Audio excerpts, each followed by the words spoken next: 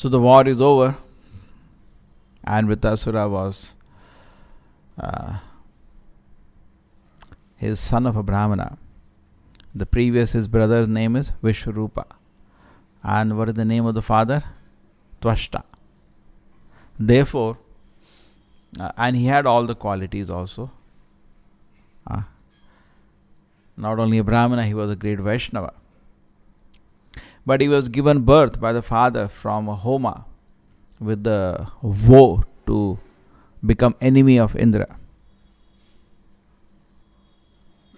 In fact, the father, while chanting the mantras, mispronounced the mantra. Instead of Indra Shatru, it became Dirgha, Indra Shatru.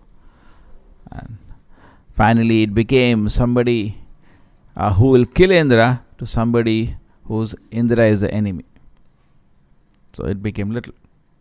Therefore, Indra got saved, because something which is created out of Homa, some living entity for a particular purpose, it finishes that purpose. So Indra was lucky. And another thing was that Vritasura was, nothing happens finally accidentally. He was tricked to chant mantra a little wrongly, so that Chitraketu, who was to take birth of the demon, now took birth. And it was an arrangement of the Lord for Chitraketu also, this whole drama, that he can go back to Godhead immediately, quickly. So it's very difficult to see the course of activities as Krishna plans, what he is planning, because for individually and collectively the world, it is very difficult for us to understand how the course of the world is moving, why this is happening now, why that is happening now. It's very difficult. Even individually we cannot understand, collectively it's more difficult to see the course of action of the world. Very difficult to understand. So the war is over. Indra has killed Vritasura, and as we read in the last time, very interesting fact is that actually Vritarasura won, because he killed Indra first. But then after having swallowed Indra, he thought, my duty is done. I was given birth for this purpose. And he meditated on the Lord's lotus feet, and he took samadhi and left the body. And because he left the body, Indra got a second chance, because his body became totally inactive now. And using the special astra he had, Vajra, he penetrated the abdomen of Vritasura and he came out, and then he cut his head. But when he was cutting his head, he was cutting head of a dead body. Therefore, body was very stiff. And it took him 1 year. Such a big demon, just like a mountain. A mountain, how much time it will take? Huge mountain to cut it. Like that, Indra took so much time finally. Vritasura has taken a huge rupa, form, to fight when he was fighting with Indra. So this part we can understand. But now next thing is that Indra understands he has done a sinful activity. Whatever it is, he has killed a Brahmana. Now killing a Brahmana is a sinful activity. And Indra is very scared of that now. How will he be able to counter the reaction of that? Indra is a devata. And not only devata, he is the king of the devatas. Even he is scared of reaction coming from sinful activity. And we are like ants and we don't care. That is the joke. Throughout, that's the qualification of the devatas. They will not cross the boundary of punya and papa. Very reason they are there is because of punya. They don't do papa. They are all very sattvic people. And they know the reaction which will come if you do a sinful activity. So therefore, this should be learned by us. How much tapasya now Indra does, prayashita, to come out of that reaction. For a long time he does tapasya in Manasarovar and the protection of Lakshmi. Then it is so many pujas, pathas to come out. It's so much difficult. Not 1 or 2 years.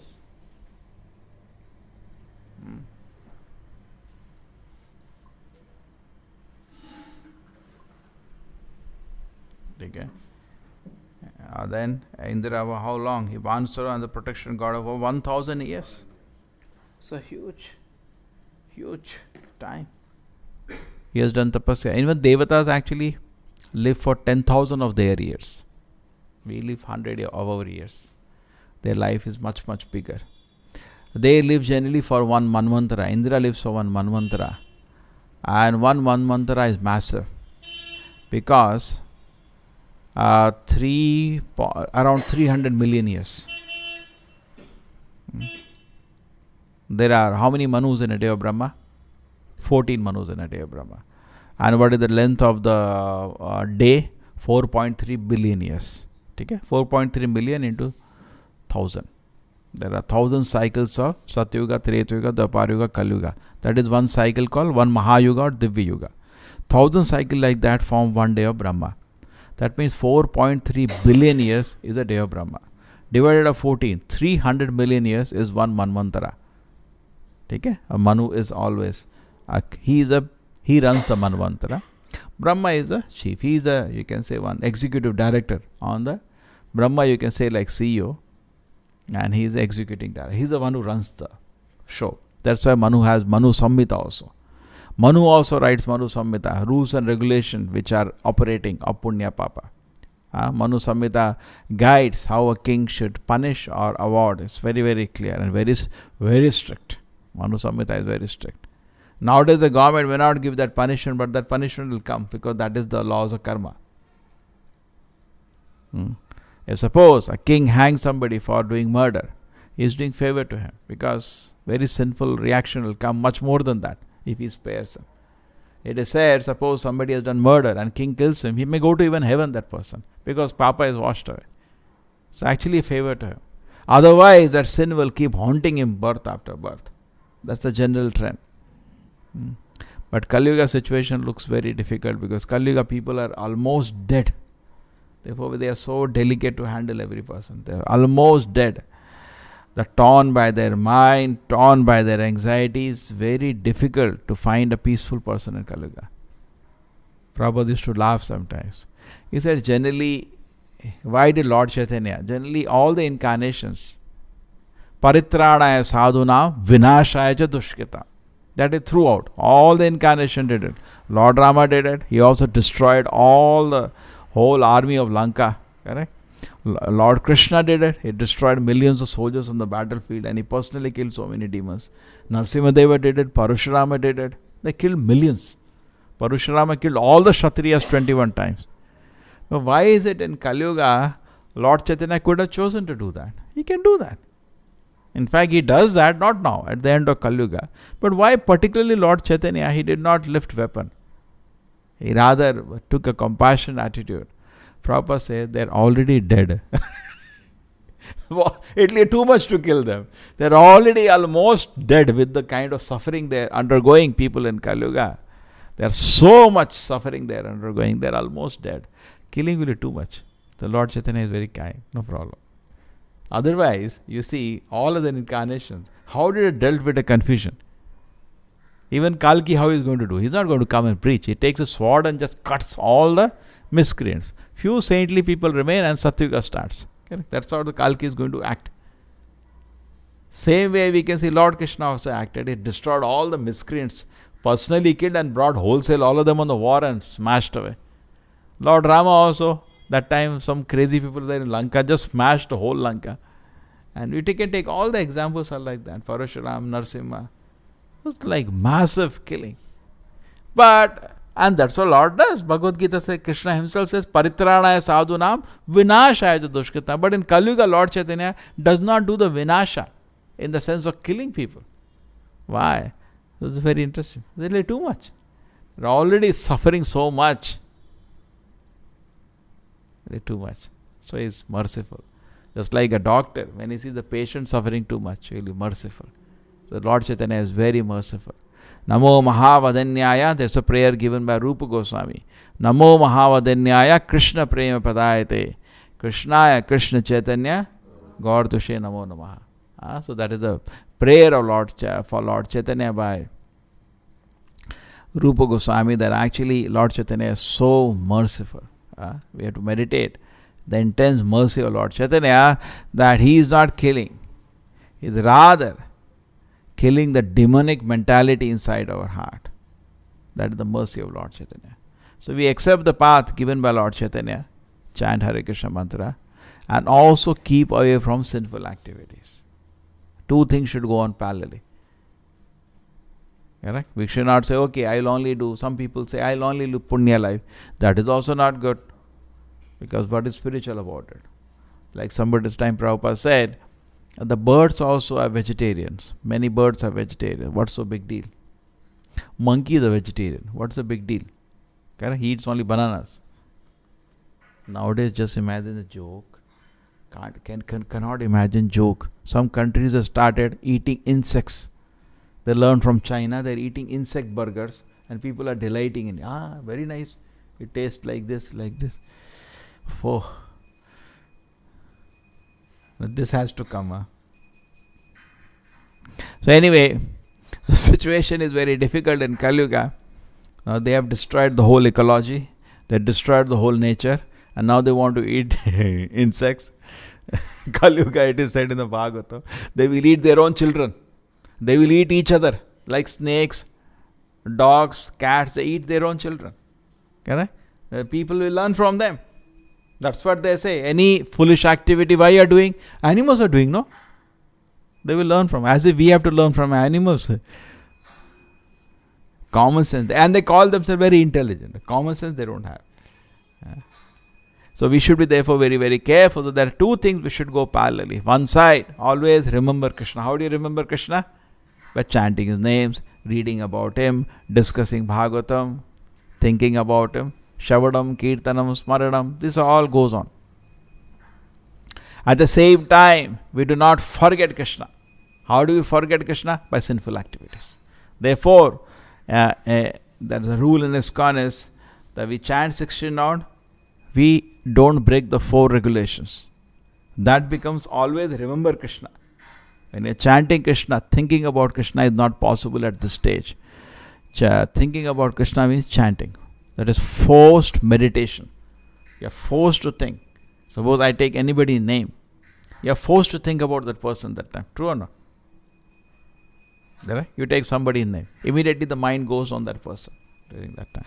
Similarly, we chant Krishna Nama, Rama Nama. At least whatever little you know about Krishna, your thoughts go around Krishna that time. Forced meditation. Your mouth is engaged, your ears are engaged. For some time you are attentively, and it should be done very attentively, with enthusiasm, with freshness. We chant the holy names of the Lord. Correct? What is it called? Forced meditation. That is one side. And what is second side? Don't do sinful activities. Always remember Krishna, never forget Krishna.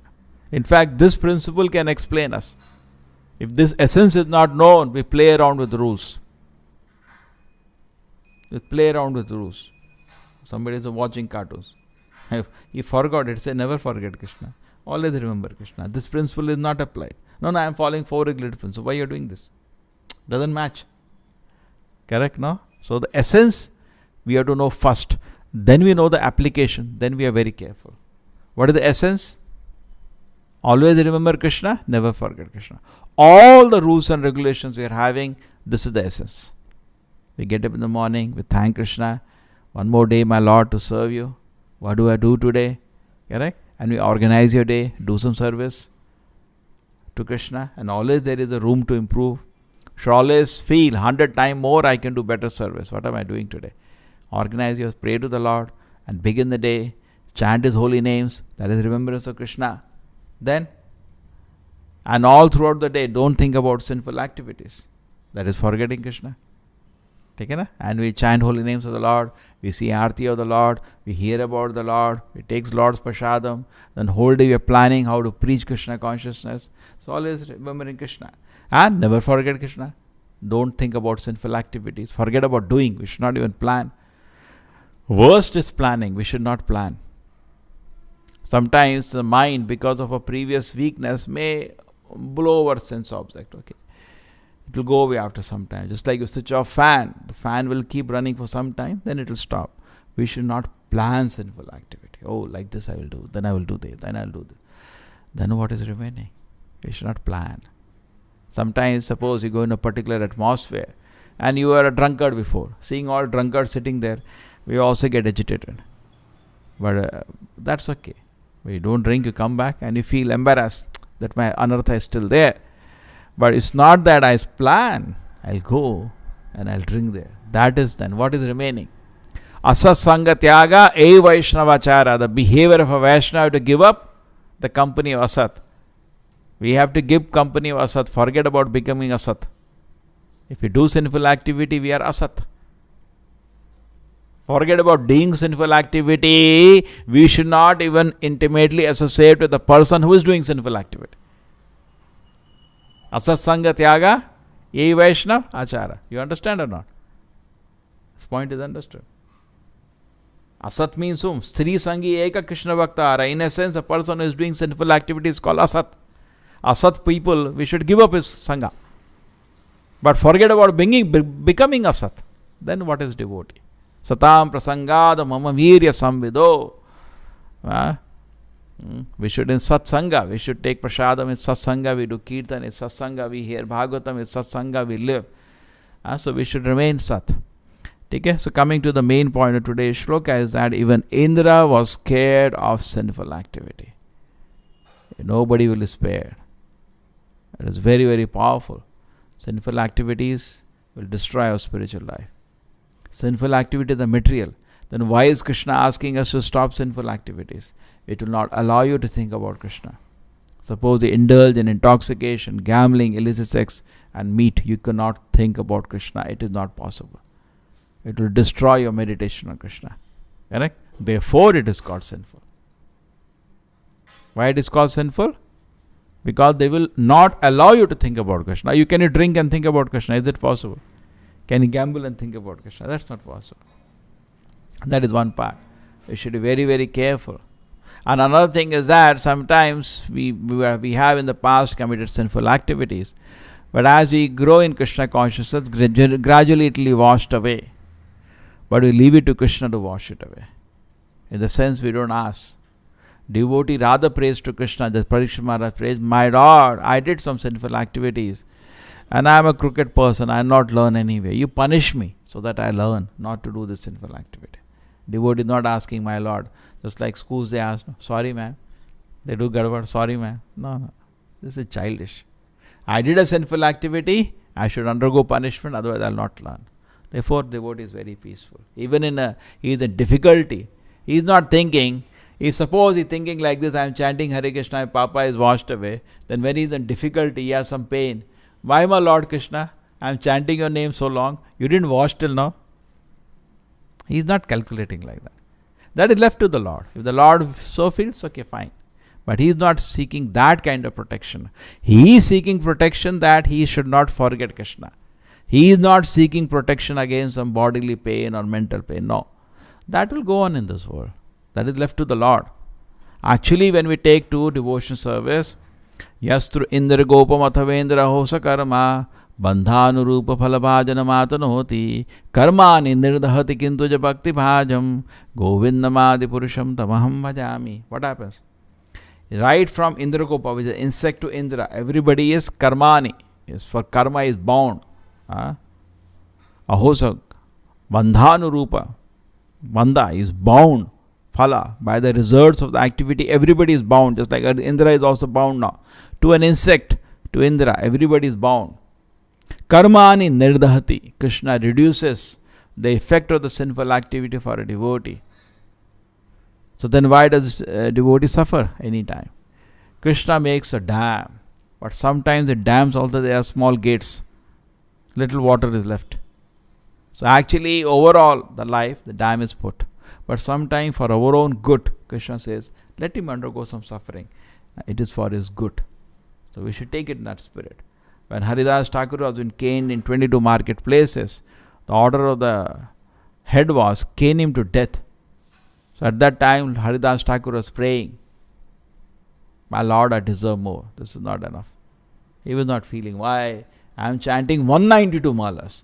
And still this kind of punishment for me. Why, Krishna, you didn't wash, Papa, till now? He was not thinking like that. I deserve more, my Lord. There's nothing. There's nothing. There's nothing. So we should always be humble in that attitude. Imagine, personally he got the name Namacharya. And Chaitanya Mahaprabhu used to say, whenever Chaitanya Mahaprabhu used to call him inside for prasadam, he used to never come. He used to wait outside. So, no, I am a sinful person. How can I enter your assembly. When Chaitanya Mahaprabhu shifted to Jagannath Puri, you're my Lord, you have gone there, a sinful mind lap. Because Jagannath Puri, they don't allow Muslims to enter, and he is Muslim by birth. He said, my Lord, how will I enter your temple? How will I see you now? Chaitanya Mahaprabhu said, don't break my heart with your humility. And Chaitanya Mahaprabhu went there, and the moment Chaitanya Mahaprabhu took residence near the temple, he got, somebody gave his place, Sarama Bhattacharya and then another person. Chaitanya Mahaprabhu saw to it that they give him one small room near the garden near Jagannath Puri, in the premises. So outside the main temple, there are big gardens of Jagannatha temple. They gave a place for it. Chaitanya Mahaprabhu saw to it, and personally used to go to meet him every day. And Chaitanya Mahaprabhu is Krishna, Jagannatha. So Jagannatha came to give him darshan every day. So devotee does not lose anything by being humble. Rather, he gains everything. We can understand Krishna, realize Krishna only when we are humble and meek. Okay? And there is another point for sinful activities is that we should not feel that I will do a sinful activity and I will chant to clear it. That becomes a very serious offense. Krishna will not pardon you then. This offense should not happen. Correct? We did some sinful activity, we are chanting, but you are not telling Krishna to clear that sin. Ajamila, that's the reason Krishna pardoned him. Because he did not plan like that. कुछ हुआ गड़बड़ इतना, अब चल नारायण नाम कर लेते हैं, नारायण नारायण, अब सब साफ हो जाएगा. Many people, you tell them, take to spiritual life, they quote Ajamila example. बुढ़ापे में देखेंगे, Krishna is very merciful. You cannot plan like that. Then Krishna will not pardon you. Ajamila did not chant to counter his sinful activities. He was just chanting the name of the child without thinking like that. So to plan and do sinful activities and then plan and chant the name of the Lord to clear it, you cannot cheat Krishna. That will become, you should not use the holy name to purify your sinful. I told you, there was a man who used to smoke a cigarette and then chant Hare Krishna to wash it away. We should not plan like that. So two things should go on. What are the two things?